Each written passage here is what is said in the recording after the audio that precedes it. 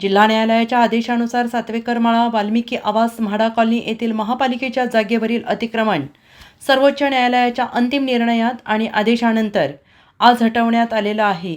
महापालिकेने 6 JCBच्या मदतीने मोठमोठ्या इमारती जमीनदोस्त करण्यात आल्या। एकूण 5 एकर जागा होती। यामधील 1 एकर जागेमध्ये सातवेकर कुटुंबाने अतिक्रमण केलं होतं। ती 1 एकरमधील अतिक्रमण आज महापालिकेकडून मोकळं करण्यात आलं।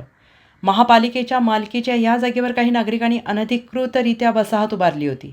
या प्रकरणी न्यायालयात याचिका दाखल करण्यात आली होती।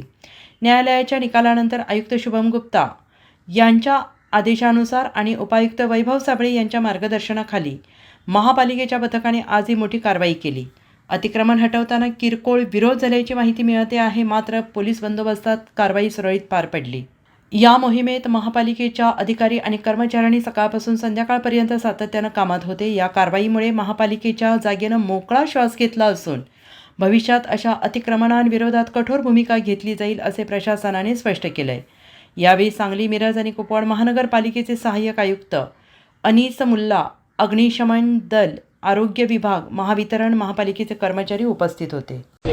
आणि ही मूर्ती अशा प्रकारे आपण आता काढलेली आहे। ती अतिशय मनोभावे आणि भक्तिभावाने त्याचं इथून स्थलांतर करून सध्या महानगरपालिकेच्या ताब्यात ठेवणार आहोत आणि नंतर शासनाच्या आदेशानुसार त्याला योग्य त्या ठिकाणी त्याचं दान किंवा विसर्जन करण्याचं नियोजन ठेवले।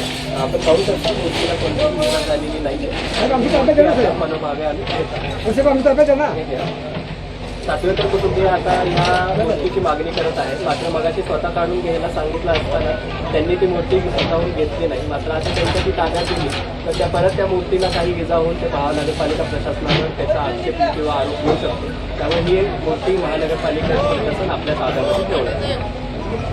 साबळे, उपायुक्त सांगली, मिरज, कुपवाड शहर महानगरपालिका। आज महानगरपालिका आयुक्त माननीय शुभम गुप्ता महोदय साहेब आणि याचबरोबर माननीय जिल्हा न्यायालयाच्या आदेशानुसार महानगरपालिकेने सातवेकरमाळा मिरज येथे अतिक्रमण काढण्याची मोहीम सुरू केलेली आहे। आज या ठिकाणी जवळजवळ 6 JCB, अग्निशमन यंत्रणा, आरोग्य विभाग, अतिक्रमण विभाग आणि स्वच्छता विभागाच्या मदतीने आणि त्याचबरोबर पोलीस विभागाच्या अतिशय मौलाच्या साहाय्याने कारवाई सुरू आहे।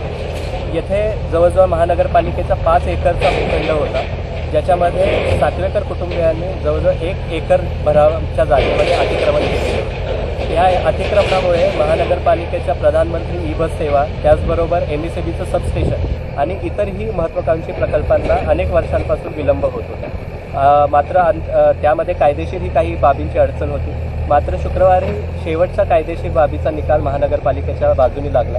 त्याचबरोबर महानगरपालिकेच्या जागेच्या मालकीची निश्चिती ही माननीय सर्वोच्च न्यायालयानेही अंतिम केलेली होती आणि त्या आधारावर आज सोमवार दिनांक 17 फेब्रुवारी रोजी महानगरपालिकेने ही कारवाई सुरू केलेली आहे आणि आज दुपारपर्यंत एकरभरातील सर्व अतिक्रमण पूर्णपणे निष्कासित करून ही कारवाई थांबणार आहे। याबाबत महानगरपालिकेला सहकार्य करणाऱ्या सर्वांचे आणि पत्रकार बंधूंचेही मी मनापासून आभार मानतो। धन्यवाद।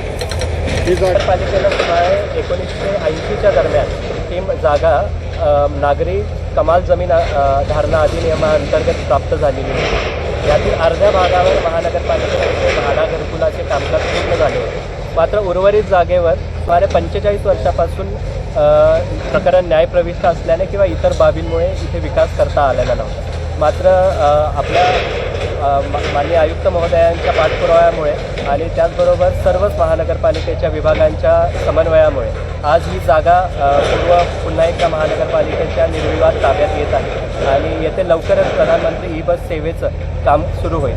अपेक्षा आहे की या आठवड्याचं हे काम सुरू होईल।